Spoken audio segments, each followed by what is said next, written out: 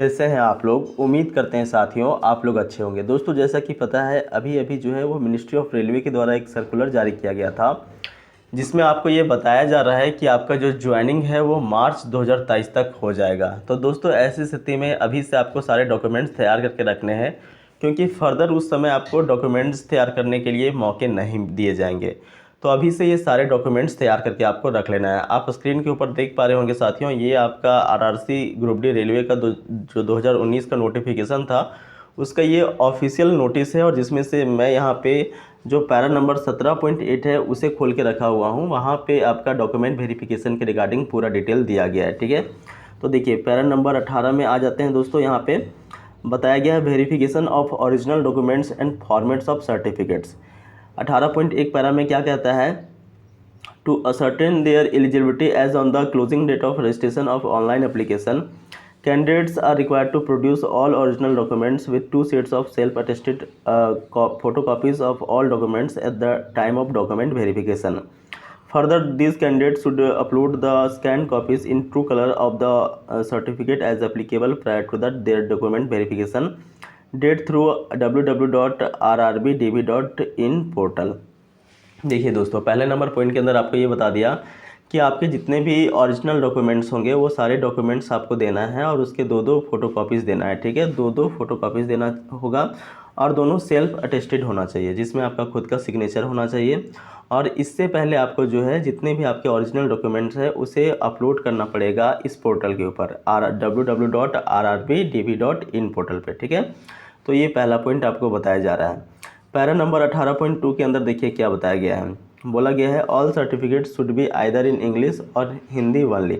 आपके जितने भी सर्टिफिकेट है साथियों वो या तो हिंदी में होना चाहिए या फिर इंग्लिश में होना चाहिए। Where certificates are not in English Hindi self attested translated version in Hindi English should be produced wherever whenever required.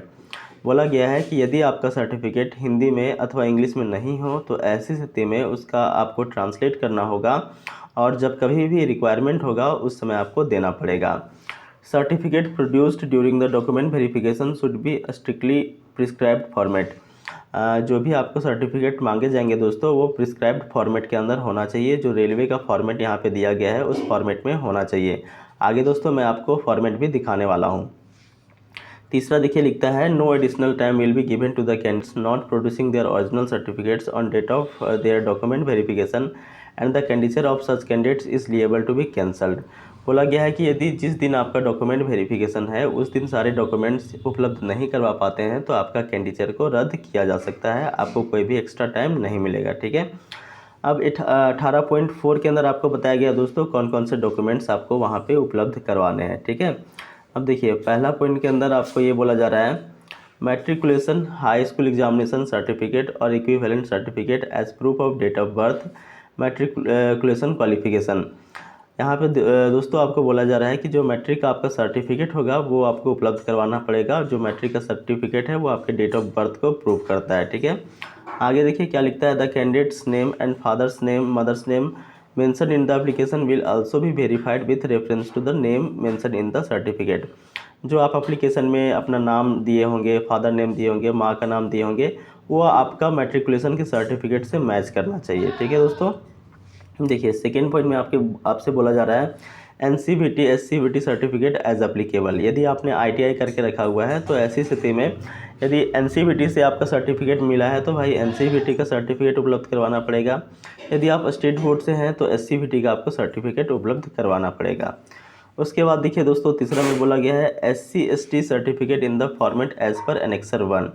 जो SC ST का कास्ट सर्टिफिकेट है दोस्तों वो उपलब्ध करवाना पड़ेगा एनेक्सर 1 के अनुसार से। एनेक्सर 1 मैं भी आपको दिखाऊंगा। देखिए चौथा पॉइंट में आपको बोला गया है OBC NCL certificate as per annexure 2 not older than 1 year from the date of document verification. जो OBC का नॉन क्रीमिलेयर सर्टिफिकेट है साथियों उसको यहाँ पे उपलब्ध करवाना पड़ेगा, जो कि 1 वर्ष से पुराना नहीं होना चाहिए। ठीक है, और इसका फॉर्मेट दिया गया है एनेक्सर नंबर 2 में। पांचवा पॉइंट में कह रहा है दोस्तों non creamy layer declaration by OBC NCL candidates as per annexure 2A। जो नॉन क्रीमिलेयर कैंडिडेट है दोस्तों उसको यहाँ पे डिक्लेरेशन भी देना पड़ेगा, घोषणा पत्र भी देना पड़ेगा, अपनी संपत्ति का ब्यौरा देना होगा। और वो एनेक्सर 2A के अनुसार से होना चाहिए। ठीक है। छठा पॉइंट में देखिए बोला गया है income and asset certificate to be produced by economically weaker section as per annexure 3। जो EWS वाले कैंडिडेट है दोस्तों, उनको यहाँ पे इनकम सर्टिफिकेट देना पड़ेगा। ठीक है। इनकम सर्टिफिकेट किस फॉर्मेट में होना चाहिए, तो यहाँ पे एनेक्सर नंबर 3 के अनुसार से होना चाहिए। उसके बाद दोस्तों देखिए यहाँ पे बोला गया है income certificate for waiving examination fee for the economically backward classes as per annexure 3A। वैसे अभ्यर्थी जो कि EBC वाले हैं, जो यहाँ पे एग्जामिनेशन फी के अंदर छूट लिए हैं, उनको यहाँ पे एनेक्सर 3A के अनुसार से इनकम सर्टिफिकेट उपलब्ध करवाना पड़ेगा। अब चलिए दोस्तों, मैं यहाँ पे आपको सारा एनेक्सर एक बार दिखा देता हूँ और इसी फॉर्मेट में यहाँ पे आपको सर्टिफिकेट उपलब्ध करवाना पड़ेगा। ठीक है। तो सबसे पहले तो SC ST के लिए देखिए इस तरह का आपका फॉर्मेट दिया गया है दोस्तों। एनेक्सर 1 आप देख पा रहे होंगे, form of caste certificate for SC ST। ठीक है। तो इस प्रकार का फॉर्मेट होगा। इस फॉर्मेट को आप चाहो तो प्रिंट आउट निकलवा लेना दोस्तों, ये नोटिफिकेशन को डाउनलोड करके, और इसी के अनुसार से अपना जो कास्ट सर्टिफिकेट है वो आपको बना लेना है। ठीक है। उसके बाद देखिए OBC जो सर्टिफिकेट बनेगा नॉन क्रीमिलेयर का, वो इस फॉर्मेट के आधार पे बनेगा। तो एनेक्सर नंबर 2 है ये, और इसी फॉर्मेट के अनुसार से अपना जो नेम होगा, एड्रेस होगा, यहाँ पे भर लीजिएगा, और सिग्नेचर और मुहर जो है वो डिस्ट्रिक्ट मजिस्ट्रेट से करवा लीजिएगा। ठीक है। DM से करवा लीजिएगा। उसके बाद देखिए जो OBC वालों का डिक्लेरेशन है, घोषणा पत्र है, ये इस फॉर्मेट के अनुसार से बनता है। इसमें कहीं से कोई साइन करवाने की ज़रूरत नहीं पड़ती है, सिंपली आपका यहाँ पे नाम होता है और यहाँ पे कौन से विलेज से आप बिलोंग करते हैं, कौन सा डिस्ट्रिक्ट है आपका, स्टेट यहाँ पे लिख देना है। बस केवल कुछ बेसिक चीज़ यहाँ पे लिखने होते हैं दोस्तों। इसमें कुछ भी आपका कहीं से साइन मोहर नहीं होता है। ठीक है। केवल अपना सिग्नेचर हो जाता है। यहाँ पे देखिए, यहाँ पे बोला गया है जो EWS वाले कैंडिडेट हैं, उनको यहाँ पे इनकम सर्टिफिकेट प्रोड्यूस करना है इस वाले फॉर्मेट के अंदर। तो ये इनकम सर्टिफिकेट का फॉर्मेट हो गया किन के लिए, तो EWS कैंडिडेट के लिए। ठीक है।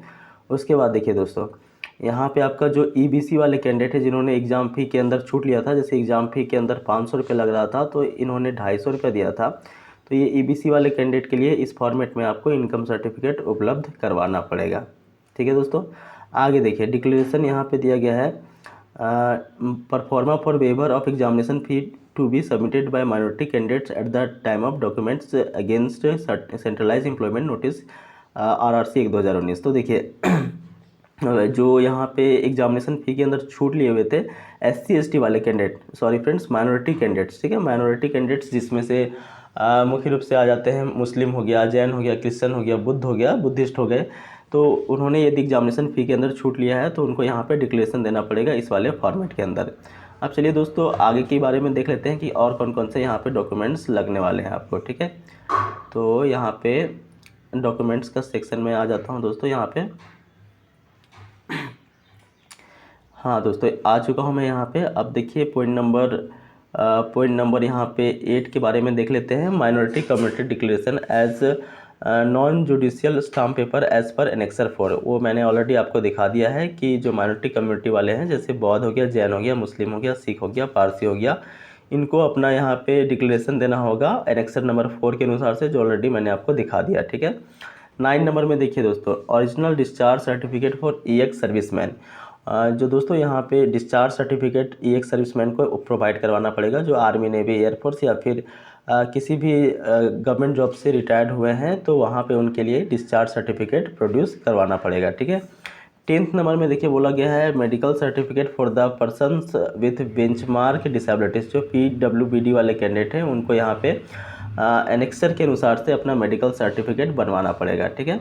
11वां में देखिए बोला गया self declaration for EX serviceman as per annexure 7। जो EX सर्विसमैन वाले कैंडिडेट हैं, उनको सेल्फ डिक्लेरेशन मतलब स्वयं का घोषणा पत्र यहाँ पे देना पड़ेगा एनेक्सर नंबर 7 के अनुसार से। आगे देखिए दोस्तों, 12 नंबर में बोला गया है NOC from the serving employees with date of appointment from the current employer. जो ऑलरेडी गवर्नमेंट जॉब में कार्यरत है यहाँ या फिर कहीं भी कार्यरत है, तो वहाँ से उनको NOC देना पड़ेगा, यानी नो ऑब्जेक्शन सर्टिफिकेट देना पड़ेगा कि वो जो है वो रेलवे में ज्वाइन कर रहे हैं और जो जहाँ पे वो काम कर रहे हैं जिस जगह पे, वहाँ उनको कोई भी आपत्ति नहीं है रेलवे में ज्वाइन होने से रोकने से, ठीक है।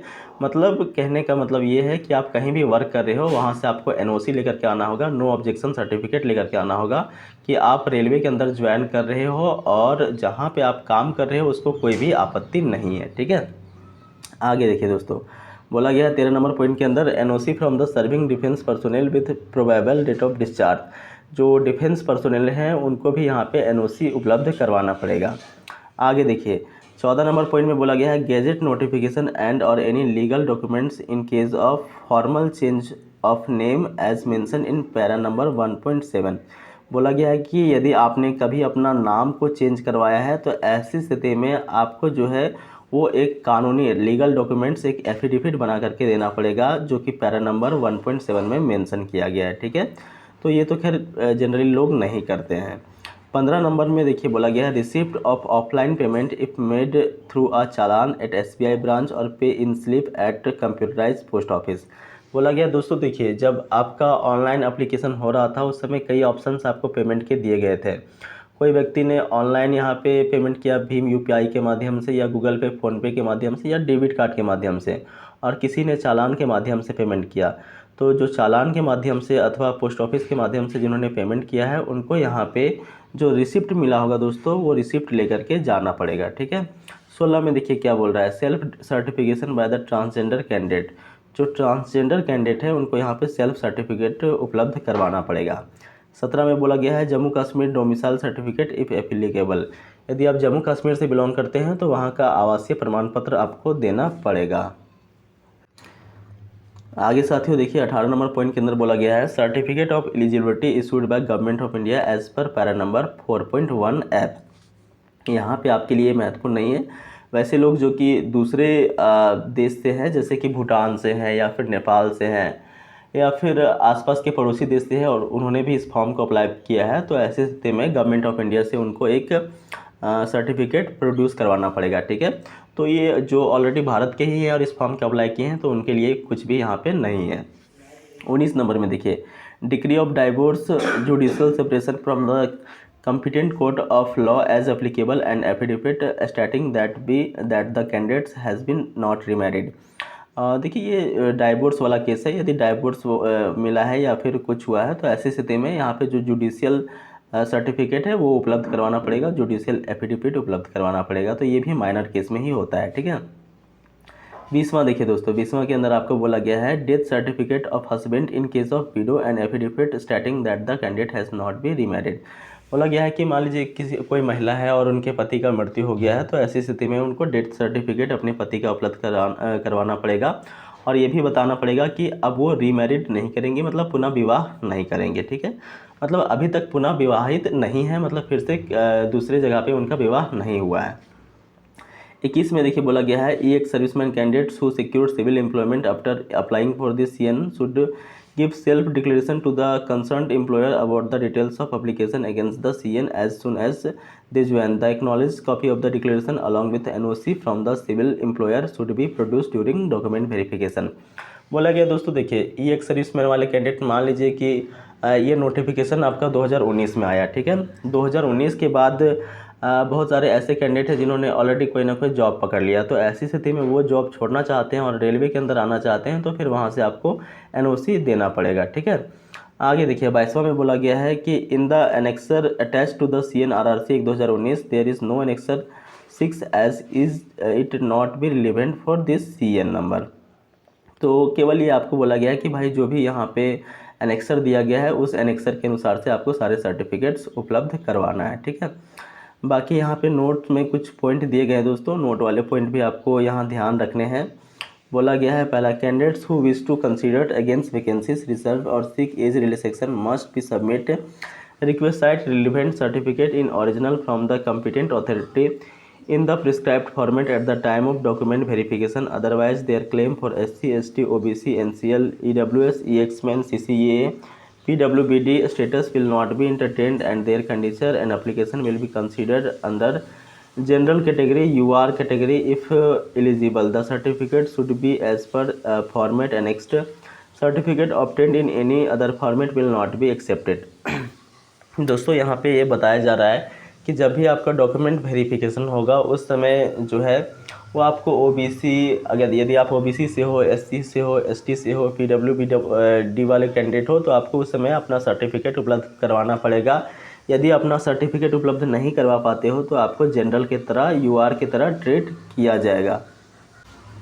अगर साथियों आप जनरल के मार्क्स को क्वालिफाई किए होंगे तब आपका तो ज्वाइनिंग हो जाएगा, लेकिन यदि आप यूआर कैटेगरी के मार्क्स को क्वालिफाई नहीं करेंगे तो फिर आपका ज्वाइनिंग रुक जाएगा। ठीक है, देखिए सेकेंड नंबर पॉइंट के अंदर आपको बताया गया है द एजुकेशनल क्वालिफिकेशन।